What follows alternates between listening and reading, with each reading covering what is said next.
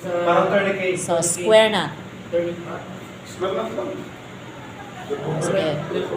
Square knot yung Rollor. Rollor. Right over left, left over right. Okay, kanan. Itali mo ito sa? Nakaganon kasi lahat nandun sa taas. Lahat nandun sa taas. Ayan, yan ang posisyon mo. Nasa taas. I-X mo siya, right over left. Sandali. Ulitin. Okay. I-X mo siya sa ibabaw, yung kanan nasa ibabaw ng kaliwa. Right over left. O hindi mali right Right over left. Your right should be on above the left. Hindi, right over left. No. Naka-X na ganun. Hindi, nakababa ka eh. Nakaharap ka sa kanya, di ba? Okay, nasa taas yan. So, hindi niya pa rin na-gets, no? Okay. No! Mahihirapan kayo dyan eh. O, di ba nakaharap ka? O, di ba nakaharap ka? O. Ito, nasa taas. Hindi nasa baba. Yan o, naka-X. Nasa taas.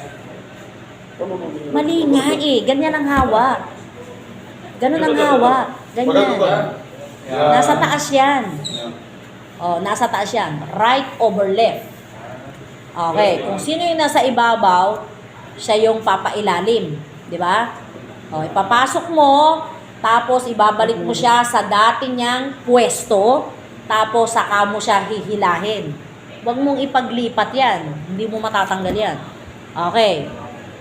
Ewan ko kung tama yun sa kanya, malalaman naman natin. Left over right. So, yung left, ilagay mo sa kaliwa. Okay. So, kung sino yung nasa ibabaw, may bagong butas. O, doon mo ipapasok. Yung nasa ibabaw. Kung sino nasa ibabaw. Okay. Ibalik mo doon sa pwesto niya. Tapos, hilahin mo kung saan siya nakaturo. Hilahin mo. Okay. Sige, hilahin. Okay. Asan? Asan yung flat? O, ayan o. Tama. Hindi yan yung flat. Yan yung bukol. Yan yung sa ilalim. O, yun yung flat. Dapat yung flat nasa ilalim. O, kasi masakit pag yung bukol nasa ilalim. Yan. O, tapos itatago mo. Yan. O, paano mo itago yan?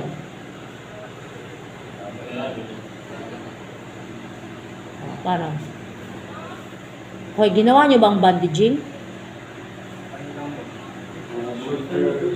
Sure lang po. O, paano itago yan? Scan eh. Ipasok sa gilid, ilabas, iikot, paikot-ikot. Insert, hilahin, tapos ikot uli. Ganon. Ganon ang pagtago niyan hanggang maitago mo yung dulo. Oo. Okay. So, ano yung PMSC? Ano yung PMSC? Paano yung pulse? No. Kasi yung C, yun yung circulation, yun yung pulso. Ano yung pulse? Nail beds. Pipindutin mo yung nail beds. Okay, doon ka sa kabila. Kasi before na i-bandage siya eh. Before na i-bandage, okay, pipisilin mo lahat. Okay, bumabalik ba siya? So, pag hindi, ibig sabihin namamaga, huwag mo siyang tatalian. Kasi before and after bandaging, i-check mo yan. After na i-bandage mo, i-check mo ulit. Kapag negative, ibig sabihin, mahigpit. Hindi makadalo yung dugo. So, what will you do? Luluwagan mo. Every 10 minutes, dapat continuous yung motor. Tapos, every 10 minutes, i-check mo yung PMSC.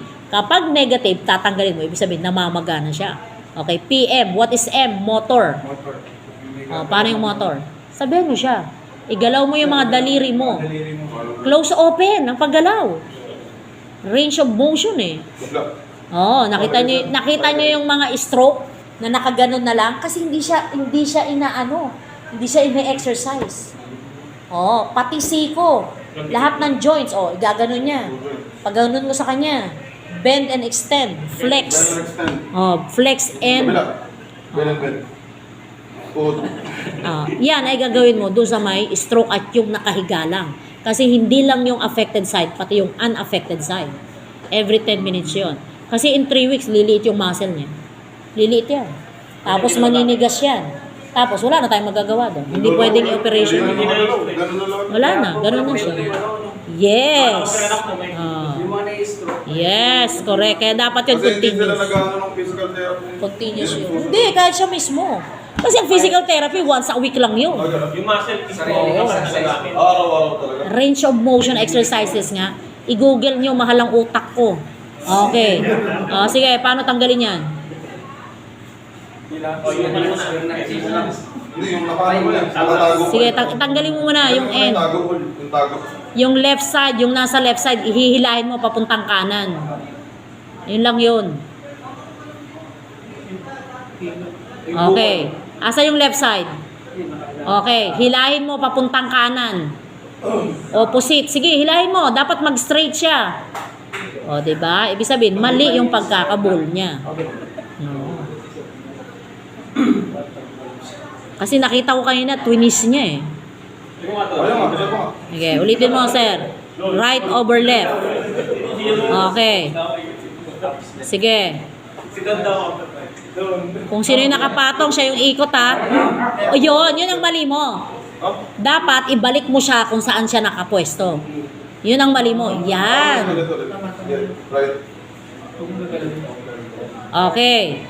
Ibalik mo. Sige. Ikot mo, tapos ibalik mo sa pwesto. Yun ang tama. Tapos hilahin. Hilahin. Okay, rollor, left over right. Kanan muna bago kaliwa. Okay, ipasok mo yung nasa ibabaw, hilahin mo, papunta din kung saan siya nakapwesto. Ibalik mo. Ayan. Sige. Okay, nasa yung left. Okay, hilahin mo papuntang kanan. Yo! O, diba? Tapos hilahin mo yung buhol. Eh, bulo. Buhong-buhol. Basic!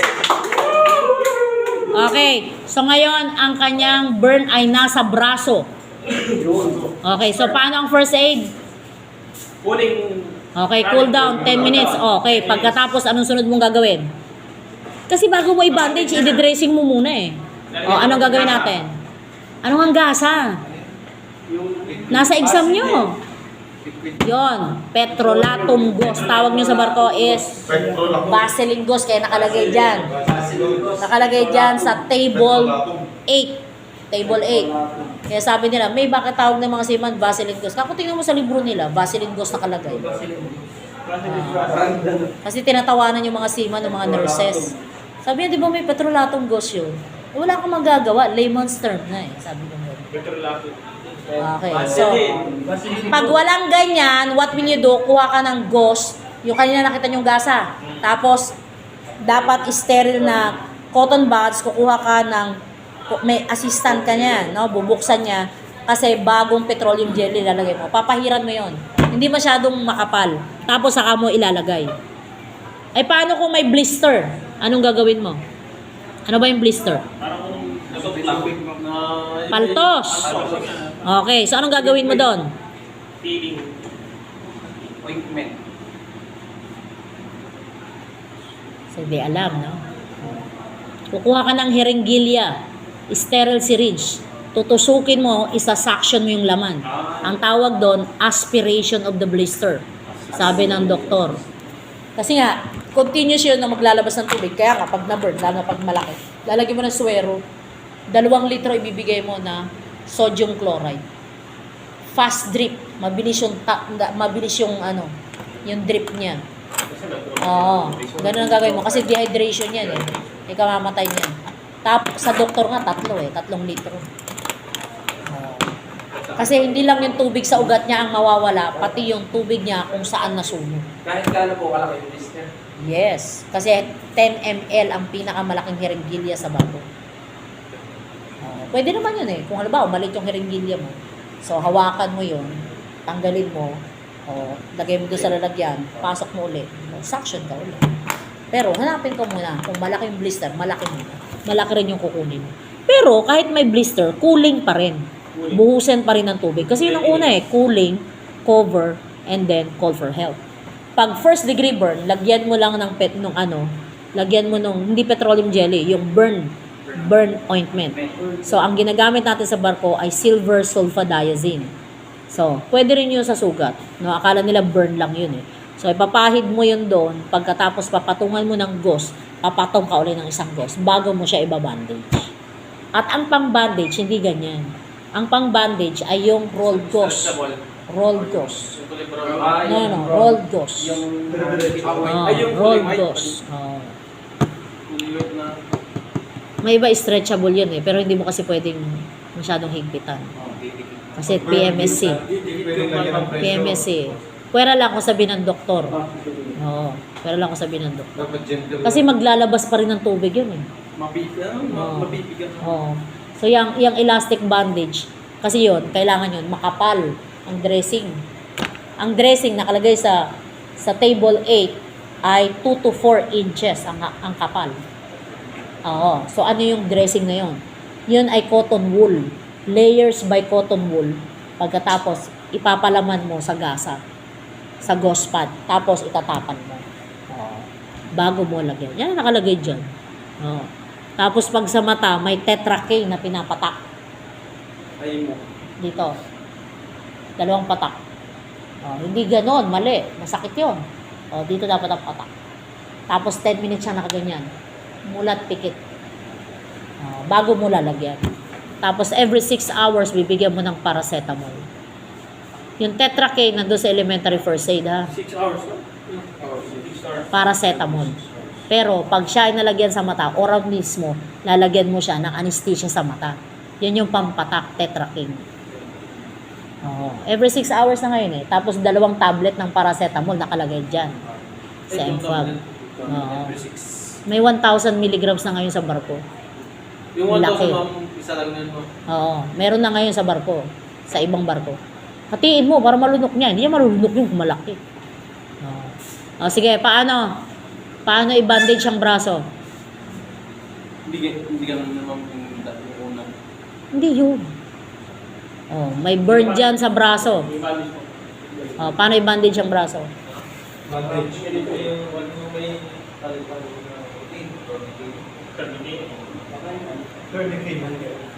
Ayan. Ayaw mo yung open to ma'am, no? No, open nakatupi yan eh. Di close yan. Hindi mo Bandage. i-open. No, close yun. Close yan dyan. Pag may paso. Pag burn, hindi pwede ang close bandaging kasi magkakaroon ng pressure. Eh wala naman kayong may papakita sa akin ng bandaging para sa open bandaging sa braso eh. Sa kamay lang yun. Sling yung sinasabi mo eh. Sa kamay yun eh. Ang gusto kong makita, paano ang bandaging sa braso. Bandaging. Oo, paano? So pwede rin yan sa wound. Ay, mali ah. Mahaba sa kamay, maigsi sa siko. Tapos, ifo-fold mo to sa may wrist. Tingnan nyo muna.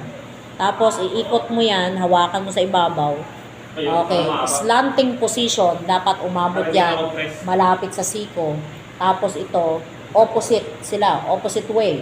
Okay, tapos saka mo itali. Yan ang pang-bandage. Gusto ko makita.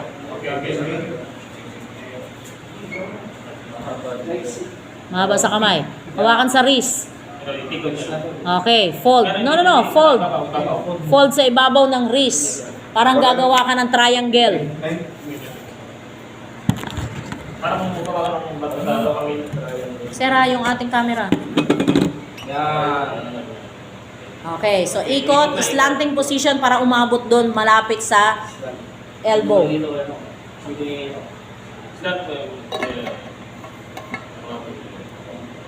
Diba? Abot siya. So yan yung tinatawag na from distal to proximal. Yun yung sinasabi nila. Distal malayo, proximal malapit. Malapit sa siko. So the wrist is distal from the elbow. Yan. O, square knot ha? O, kaya nga natin ginawa muna yung square knot eh.